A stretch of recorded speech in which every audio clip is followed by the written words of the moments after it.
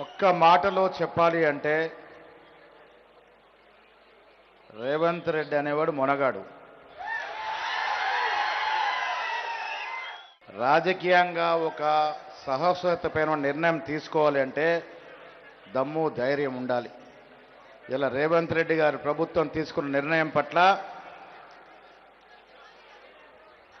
కిషన్ రెడ్డి వీళ్ళైతే చోటమోట నాయకులు, మోడీ గారే పరేషాన్లో ఉన్నాడు. ఇది కార్యాచరణ చేసి తెలంగాణలో మేమేదో మాయ మాటలు చెప్పి బీసీల ఓట్లు దండుకుందాం అనుకుంటే 42% రిజర్వేషన్ చట్టాలు తీసుకొచ్చి దీన్ని కార్యాచరణలో పెట్టేసరికి అటు సపోర్ట్ చేయలేక, దాన్ని తిరస్కరించలేక లొసుగులు ఎత్తుకుంటూ వారి అనుయులైన కిషన్ రెడ్డి, బండి సంజయ్ల ద్వారా ముస్లిం కార్డుని ముందుకు తీసుకొస్తా ఉన్నారు.